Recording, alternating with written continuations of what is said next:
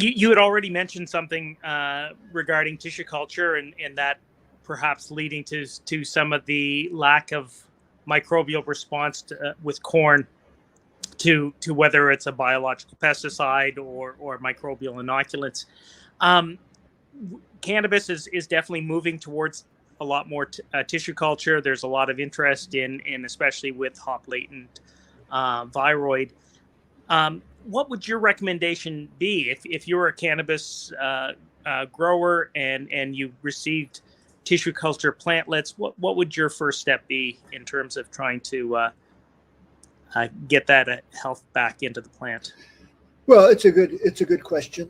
I mean, because people are going to do this, I mean, we're going to play with our crops. We're going to do, tissue culture is an art now. It's an art and a science, right? But it's a high art. In fact, I have a well-known tissue culturist here in the lab near me, and the plants that she's worked on, if I look at them microscopically, I can see they're really depauperate of microbes, and they don't develop the same without, they require, you have to put fertilizer on them and all kinds of stuff. They become dependent on fertilizer. The way that you could put microbes back in these tissue cultured plants would be to grind up, if you have seeds, especially seeds, grind up wild plants or other cultivars that haven't been tissue cultured, grind the seeds up, or take the seeds, germinate them, and then grind up the tissues of the plant, get some juice out of them, right?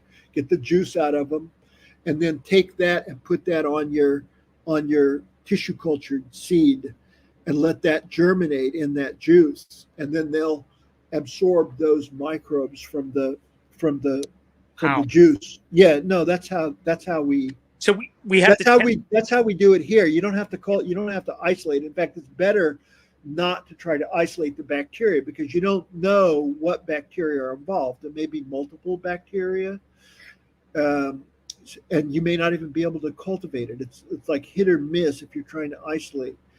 It's better, and I should mention also, the technique that I talked about is very similar to the technique that the American indigenous used to use to get microbes in their corn, back in their corn.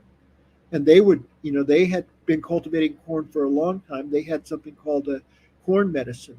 And what they would do is they would go out and get wild grasses and dig them up in the woodlands, get the roots and put them in water and beat the roots up, warm the water a little bit to reduce some of the microbes that were in there and activate endospores like Bacillus endospores.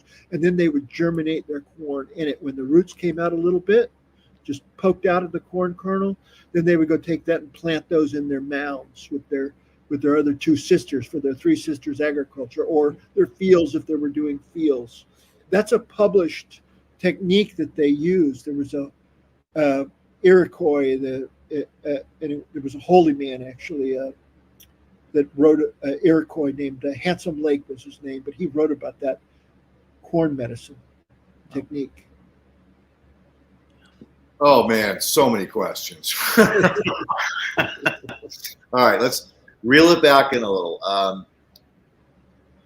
The fungi, when it takes in a bacteria, is it going to consume that bacteria, or is it going to also perhaps just take off the outer shell, steal the nutrients, and let it go back out, similar to the rhizophage cycle? Do you know? Yeah, some are fully consumed because we can see them breaking down. Some bacteria will be fully degraded, and we can see that inside root cells. We can see them vanishing into nothing. Swelling, what happens is they'll lose their cell wall and they swell a little bit. Some pseudomonads swell a little bit and eventually just disappear in there. Others, but they're also replicating, so some of those will go all the way out. So, and we do know that what determines what happens to the microbe is how resistant it is to superoxide. And those that are highly resistant don't break down at all, and they become a problem for the plant. those that are highly susceptible likely break down all the way, highly susceptible to reactive oxygen, to superoxide. They'll break down all the way. There's a sweet spot right in the middle, and those are the ones that will lose their cell wall. Some of the cells will break down, but there will be enough surviving that then they will go into the root hairs, and as those root hairs grow, they'll eject them out of the tips of the root hairs. So there's variability. The worst situation is when the microbes are too resistant to reactive oxygen. Because if they're too resistant, the plant can't control them. And so they go in and they become inhibitory to the plant. But mostly that's not a problem, because plants have their microbes, and they, for some way, they exclude many of those that are very highly resistant. We don't exactly know how that happens, but when we put them in the plant, the plant, if we remove all the microbes and put them in the plant, then they inhibit the plant. But when the plant has its microbes and we put these resistant ones there, there's no effect on the plant. Somehow they exclude them. We don't exactly know how they exclude them. So it's kind of like quorum sensing. Like they know that this is one that they don't want to necessarily pull up. People say that, Leighton. They mention is there a quorum sensing, and I don't. If there is a quorum sensing, I would think. I mean, it can be inside the plant cells even. I can't say. It's sort of hard to. It's hard to know. The root tips can take in one microbe at a time, or they could take in many. But you might be right.